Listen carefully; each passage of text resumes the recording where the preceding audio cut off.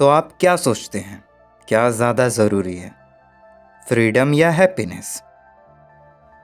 काफ़ी tough question है, क्योंकि फ्रीडम एक ऐसी ताकत है जिसमें आप कार्य कर सकते हैं, सोच सकते हैं, समझ सकते हैं, बिना किसी रेस्ट्रिक्शन के। भले ही वो फिजिकल हो या मेंटल हो, it's all about free state of mind.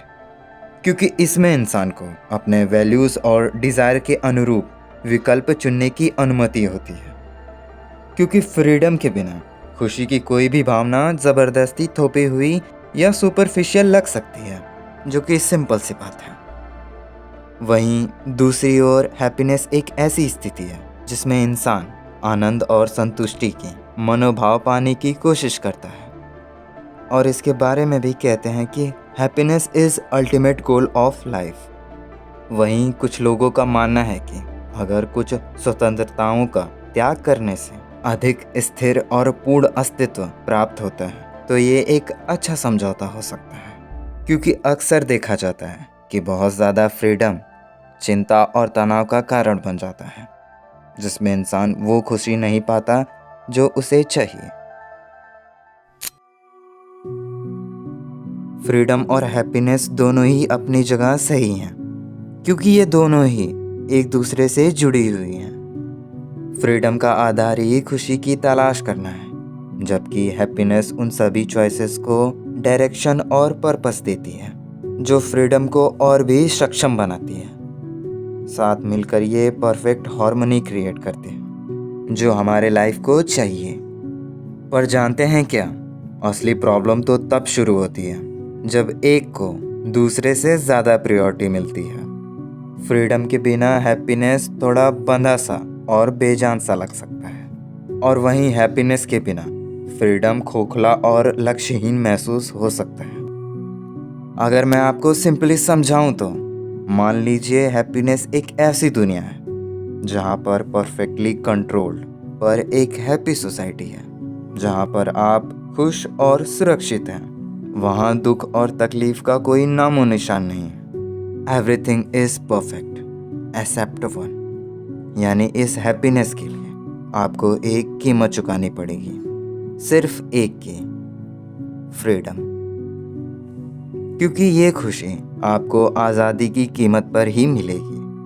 आप अपनी मर्जी से कोई भी फैसले नहीं ले सकते, ना ही अपनी ज़िंदगी के अर्थ को समझ पाएंगे। कभी कभी आपको ये हैप्पीनेस नकली या दिखावटी महसूस हो सकती है, क्योंकि ये हैप्पीनेस बाहरी नियंत्रण से आएगा, ना कि खुद की खोज से। लाइक यूटोपिया, जहाँ पर सब कुछ कंट्रोल्ड एंड परफेक्ट है, न दुख न तकलीफ, न ज़्यादा न कम। हाँ, माना इन सभी चीज़ों में आपको अपने जीवन की वास्तविकता समझ में नहीं आएगी, लेकिन अंततः आपका जीवन सुखी रहेगा, यानी आप खुश रहेंगे।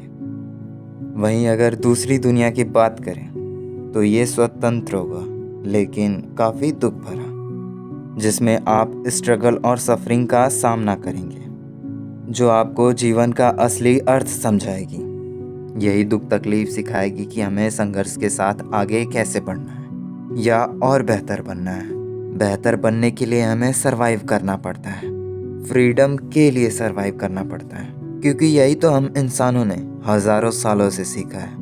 हालांकि लगातार दुख झेलने से लाइफ काफ़ी कॉम्प्लेक्स हो जाती है, पर फिर भी इस दुनिया में एक चीज़ आप चुन सकते हो, वो है फ्रीडम।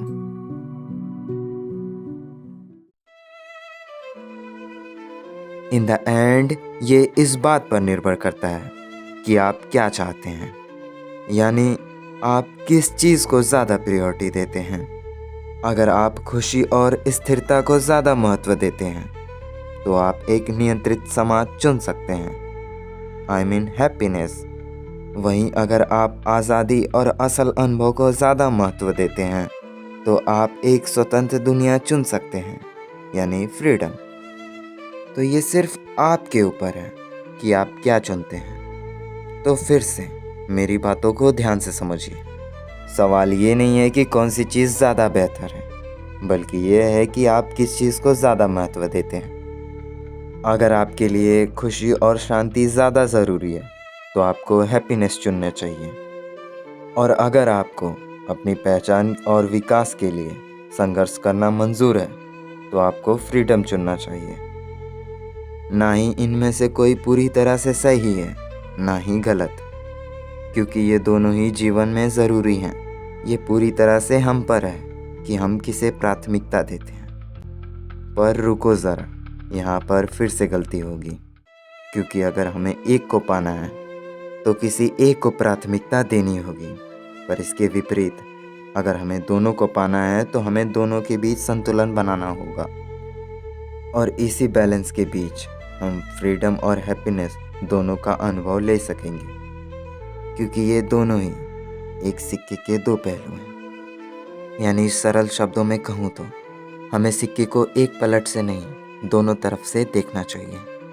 क्योंकि अगर हमने ऐसा नहीं किया तो ये फ्रीडम और हैप्पीनेस का बैलेंस टूट जाएगा। क्योंकि यही तो वास्तविकता है हैप्पीनेस और फ्रीडम की।